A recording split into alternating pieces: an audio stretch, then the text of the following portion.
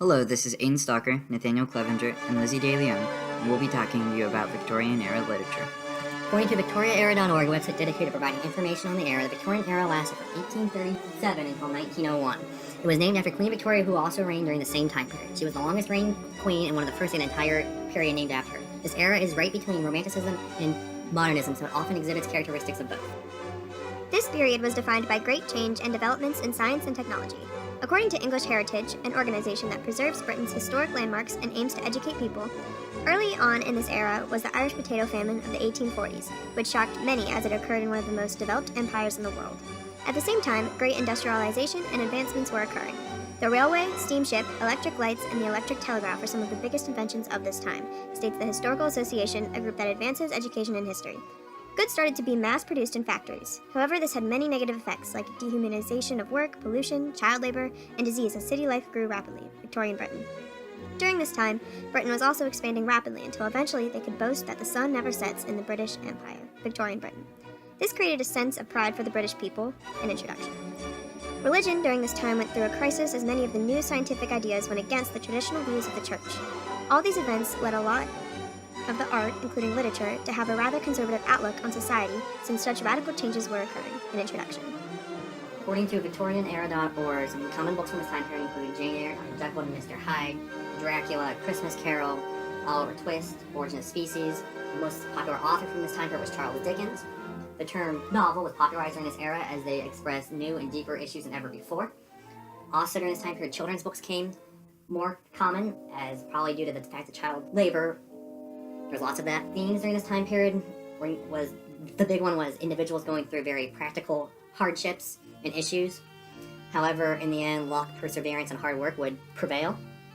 The books were often moralistic in nature, as there was something to be learned. The good guys often won, the bad guys got what they deserved, which clearly established right from wrong. And a lot of these books had topics that included science, as it has evolved a lot during this time period, and they were all very concerned. The poetry of the Victorian era didn't change as much as the literature of the time.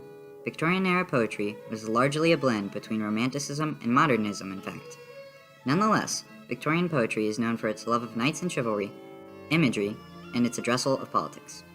VictorianEra.org mentions all of these characteristics of Victorian poetry as a passionate project dedicated to informing others about poetry. Lord Tennyson is often known as the most Victorian poet, and is known for his sound and cadence, according to an organization dedicated to celebrating poetry in its different forms named the Poetry Foundation. The attributes of Victorian poetry are seen in Lord Tennyson's The Charge of the Light Brigade. The basis for this poem was a British cavalry charging through a fortified valley held by Russians during the Crimean War, and is described in a British primary source news report we used from 1854, Russell.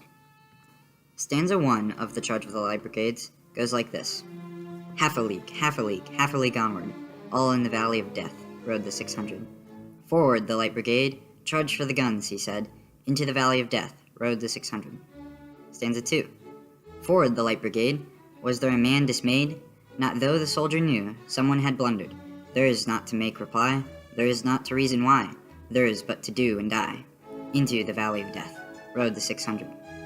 Stanza 6. When can their glory fade? Oh, the wild charge they made! All the world wondered.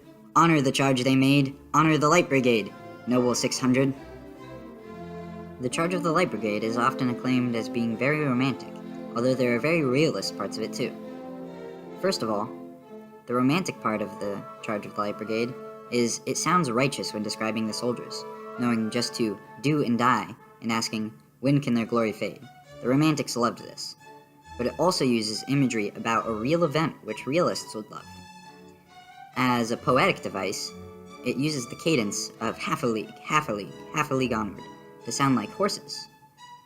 And finally, it's romantic in the fact that it glorifies the determination of the soldier, but realist in addressing the folly and almost politically critiquing the decision they made. In the end, we see that the Victorian era is really the transformation from Romanticism to Modernism. Many of the greatest poems are romantic, and many of the greatest novels are more modernist. And thus, despite having many memorable works of literature, it may eventually be blended as part of either the Romantic period or the Modern period. Thank you for your time, and thanks for listening.